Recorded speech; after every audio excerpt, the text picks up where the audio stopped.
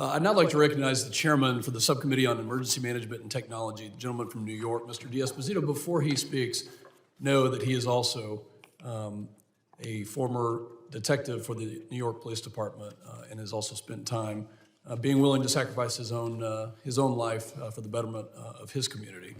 Mr. D'Esposito. Thank you, Mr. Chairman, and good morning, everyone. I want to first, on this Police Week, I want to thank you for your service and your commitment to keeping this nation and our community safe.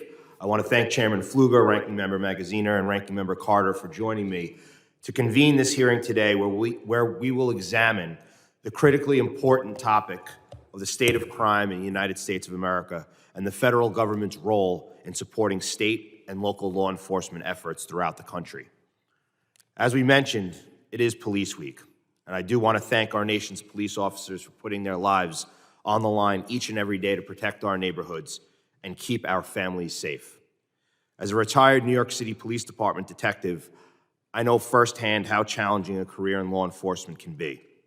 Regardless of the risk, police officers show up every day to put the needs of their communities first. They truly stand the line between good and evil. To our police officers and law enforcement serving throughout the nation, thank you for your bravery and for your service.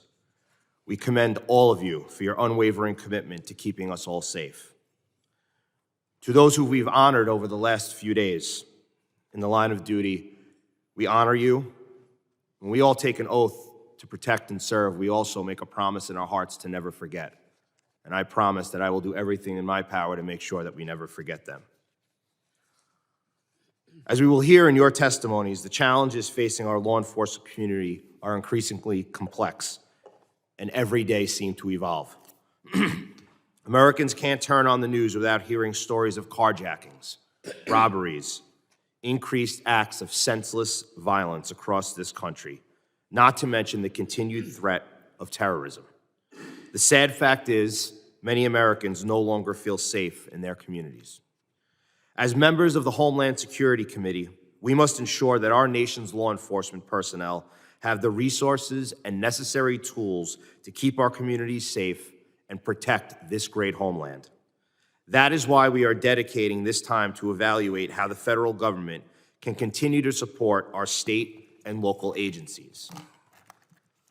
The Federal Emergency Management Agency, or FEMA, suite of preparedness grants assists state, local, tribal, and territorial governments to prepare for, protect against, respond to, and recover from terrorist attacks, major disasters, and other emergencies.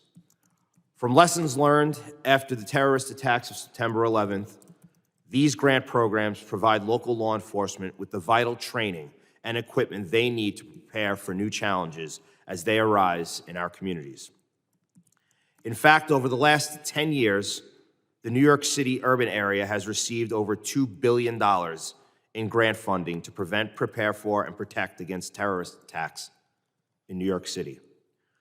My home state has benefited immensely from the Urban Area Security Initiative, the State Homeland Security Grant Program, and the Transportation Security Grant Program, to only name a few. For example, federal grant funding supports the Counterterrorism Officer Program that provides NYPD patrol officers with specialized counterterrorism training to enable officers to conduct counterterrorism operations at specific intelligence-driven locations throughout the city. Grant funds have been used to purchase concrete barriers to save pedestrians and cyclists from vehicular terrorism, a necessary tool following the 2017 vehicle ramming in Lower Manhattan. And grant funds have supported the Vapor Wake Detection Canine Program, which trains canines to trail explosive or chemical odors.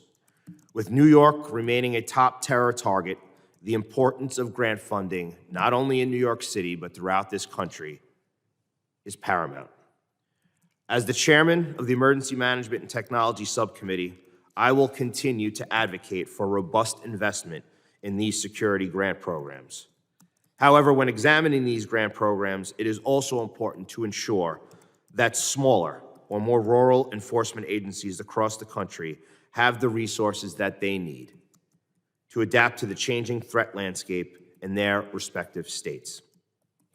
In the past decade, the threats against our homeland have changed. Domestic and small-scale acts of terrorism now threaten our communities, and hate-filled attacks have become more frequent. According to a recent FBI report, hate crime incidents increased by 11.6% in 21, from 8,210 incidents in 2020 to over 9,000 in 2021. More than half of all religious hate crimes were motivated by anti-Semitism, further highlighting the importance of the Nonprofit Security Grant Program, which provides our faith-based communities with the means to harden their defenses, acquire security equipment, and provide training to better safeguard their congregants. The rise in crime across the country points to the importance of FEMA's preparedness grant programs and the need for strengthening local law enforcement efforts, many departments like you represent. Today, the national homicide rate is 34% higher than it was in 2019. Major crimes in New York rose by 22% in 2022. Burglaries and robberies increased by 37%. However, instead of supporting law enforcement, we've heard calls for slashing police budgets and defunding police, which have promoted soft-on-crime policies that allow repeat offenders to roam the streets. At a time when crime is increasing, we should be strengthening law enforcement, not making our communities more vulnerable. I want to take a minute to focus on New York, where Democrats impose cashless bail and criminal justice reform. And as someone who has lived and seen the criminal justice system at work, I understand all well that reforms do need to be made. But those reforms can't be done with a broad brush. They also can't be done without having conversations with people from law enforcement. And we've seen that now, in places like New York, criminals are free to roam the streets and once again commit more crimes after committing their first. We want to talk about gun violence. We should focus on gun violence and removing illegal guns off the street first. That's where our focus should be. Our focus should be on providing law enforcement with the resources that they need to take illegal firearms off the street. It is interesting when we hear individuals talk about gun violence and talk about different weapons used, not a weapon, or know the difference between weapons, but they do know that it looks, quote, scary. Well, what is scary is being in the middle of a street in some of the most violent neighborhoods in the communities that you represent or the ones that I used to patrol, and actually wrestling an illegal gun off the street with your life in your hands. So instead of focusing on where we're failing, we should focus and make sure that rogue DAs throughout this country who like to rewrite laws are actually putting bad people behind bars. Every day, our nation's police officers are on the front lines, responding to threats against our homeland. They're our heroes, and right now they need our support.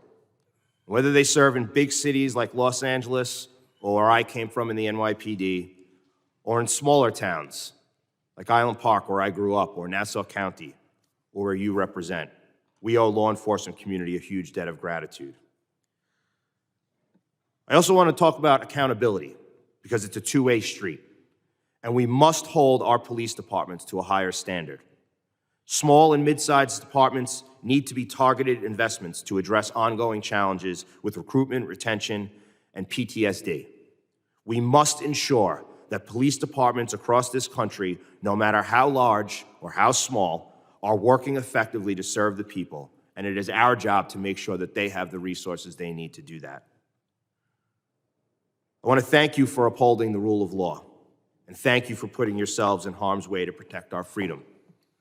I've mentioned it throughout this week that Police Week always makes me reflect back on the inscription at the memorial.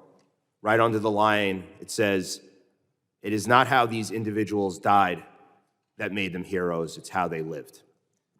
So let's make sure that we can do all we can to give the resources to the men and women that live every day protecting and serving.